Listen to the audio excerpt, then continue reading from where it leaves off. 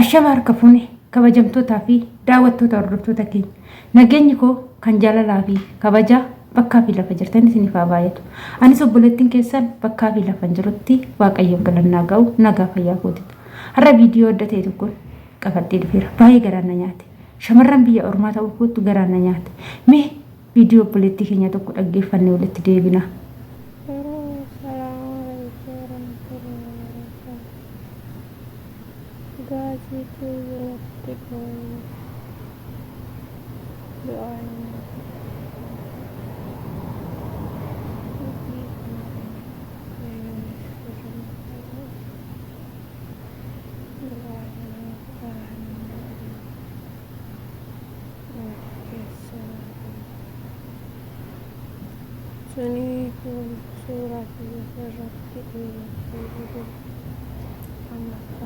Akkuma argitan kana obboleettiin keenya kuni dubbachuu hin dandeessu, sagalee ishee ol qabdee haasa'uu hin dandeessu. Maal taatee jechuun keessan hin oolu, kan sirriitti dhaggeeffachuun sagaleen ishee sirriitti hin dhaga'amu. Yaa garuu akka dubbattutti dabbaa gaazititu itti dhoo'e, garuu rabbiin galannaa ga'u lubbuun ishee hafee jira. Biyya ormaa keessatti wanta akkanaa kun baay'ee tokko nama sodaachisa jechuudha. Keessattuu ijoolleen chiikinii keessa hojjettanii sirriitti of eeggannoo godhaa jechuudha. Sirriitti of eeggannoo gurguddaa godhaadha. Wanti kun tokkoffaa irratti yeroo chiikinii keessa hojjettanii of eeggannoo godhaa. Gaazii gizee fayyadamtan ijoolleen akkasiin jala hin deemne isa irra guddinamooyyuu chiikinii keessatti of eeggannoo godhaa. Asumarraan obboleettii keenya kana baga rabbiin si baase ammallee rabbiin fixee si fayyisu.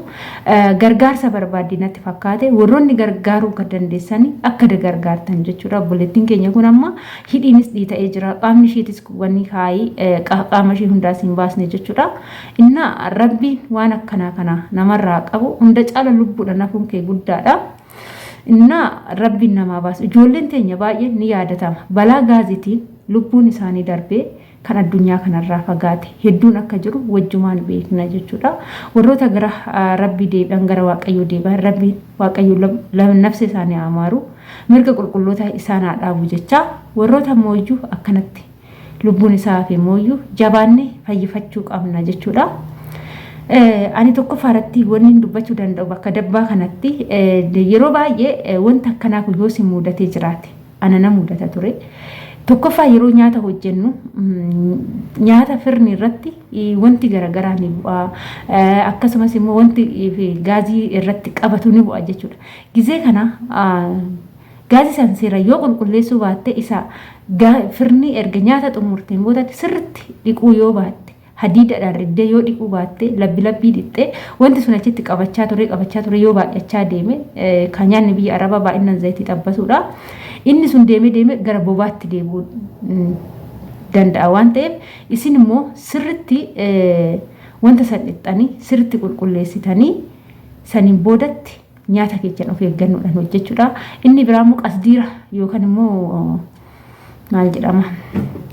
Qasdiira kan jedhamu san jechuudha. Afaan keenyan almuuneemii jechuudha. Almuuneemii fayyadamtu jechuudha. Firni isaaniitti anillee duraan fayyadama garuu wanti sun badaadha jedhamee jira. Maaliif seetanii inni suni bobaa fiduu danda'a jedhu kaayi. Kana sanis immoo wanta kana qabatamaan hin argine garuu viidiyoo hin dhaggeeffadhe jechuudha. Rakkoo fiduu hin danda'a. Inni sadaffaan gizee gara firni gara jal'aatitti ibidda qabsiistanii zayitiin gizee achi keessatti xabbastan zayitiin achi jala yeroo gootan zayitiin iddoo isin argin odoo isin argin jiguu danda'a. Isa san cheekii godhuudha. Maaliif jennaani odoo inni itti gadi qabatee jiru zayitii sanirraan inni taanaan dhattee gaazii yoo qabsiiste innillee gara dhootti sitti jijjiiramuu danda'a jechuudha. Zayitiin mataan isaa yoo goggogee baqee jedhe gara bobaatti jijjiirama jechuudha. Inni biraa immoo shiboo amma fakkeenya mana tokkotti tubboo guddaatu jira. Inni sun ala taa'a gibbii keessa taa'a mul'atu jechuudha kan gaazii itti haxiru. Ijoolleen seenuu dandeechu. Garuu mana tokko immoo ishatti xiqqishuu kanatu jira. Amma fakkeenyaaf kiyya iddoo firni bira jira jechuudha. Oluma cinaa jira jechuudha. Achumatti oluma cinaa jira. Yeroo baay'een sodaadha jechuudha. Yeroo inni dhumatee itti jijjiiru sirriitti sodaadha. Of eeggannoodhaan nan jijjiira. Yoo inni itti jijjiiru inni yoo banan sagalee dhageechatu jedha jechuudha. Gizee sanii gizee ati itti jijjiirtee sagalee san dhageeche akka hin cufamne beekuu qabda jechuudha. Daftee cufuu qabda yookaan immoo sitti boba'uu danda'a waan ta'eef gaaziin guutee jira waan ta'eef ati itti gadi cuftee yoo bantu sagalee dhageeche taanaan daftee cufuu qabda. Tokko namaaf hin cufamu baay'ee nama dhiba jechuudha. Kan na dhibu nan qayyarchiisa jechuudha dhugaa dubbachuudhaaf naaf itti galuu didee na dide jedhee sanan qayyarchiisa malee wajjin hin taaggalu jechuudha. Maaliif jennaan kan keessa jiru bobaadha waan ta'eef ana sii gadi isa wajjin hin taaggalu jechuudha. Kanaaf ijoolleen keenya jikinii keessa hojjettan of eeggannoo gurguddaa godhaa. Keessattuu warra duraan turtan osoo hin taane warroonni haarofti biyyarraa dhufaa jirtan sirriitti gara nyaataa kanatti of eeggannoo godha. Tokkoffaa irratti gara gaazitiin, lammaffaa distiin qadaadamee daqiiqadhaan hojjetu ni jira. Distii san yeroo qadaadanii cuftanii jettanii hanga inni yoo bilchaate jedhe daqiiqaa isaa laaltanii yoo ibiddatti dhaamsitan ishee gubbaarratti itti gadi godhamtu san bantanii afuurattiin isaa sun hanga yaa'ee dhumutti akka disticha san hin banne jechuudha. Ijoollee hedduun balaa distii saniitiif fuulli isaanii badee jira. Achi itti ol faca'uudhaan isaan ibiddatti dhaamsanii dhaqanii yoo banan hayiliidhaan achi itti ol faca'uudhaan gizee faca'u san maal argata? Fuula argataa jechuudha. Ijoolleen teenya haarofti biyyarraa dhuftan distii san hin beektanii baay'ee nama fakkeenya warroonni baadiyyaa distii san namni fayyadamu hin jiru. Innaa kanaaf distii san sirriitti of eeggannoo godhadhaadha. Akkasumas gaazillee jechuudha. Gizee nyaata keessa fixxanii gaazattis cufaa jechuudha. Banaan dhiisinaa. Mana ijoolleen jirtu yoo ta'e fa'aa sirriitti banaan dhiisinaa.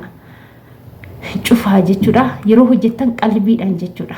Qalbiidhaan of eeggannoodhaan hojjedha. Maaliif jennaan tokkoffaa gaaziin kun isinitti boba'ee lubbuun keessan bahe lubbuun keessan lammata deebi'uu hin danda'u. Hin nyaanna jettanii odoo kaattan nyaatamuu dandeechu. Inni lammaffaan immoo odoo fuulli keessan badee madaa'ee fuula keessanitti deebi'uu hin dandeechan. Osoo qaamni keessan miidhamee qaama keessanitti deebi'uu hin dandeechan. Garuu kana ta'uun duratti rakkoon sinirra ga'uun duratti har'a of eeggannoo gurguddaa godhuutu isin barbaachisa.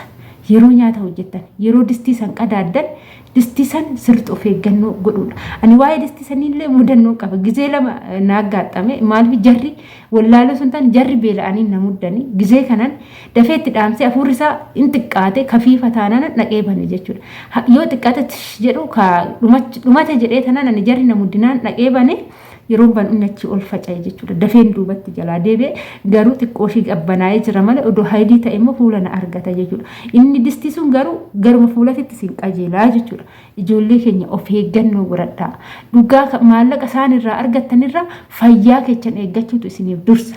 Maaliif jenna yoo fayyaa qabaattan maallaqa isaan irraa argattan itti fayyadamuu dandeessu. Yoo fayyaa hin qabaanne garuu maallaqni isaanii fayyaa keessan isin deebisuu hin danda'u.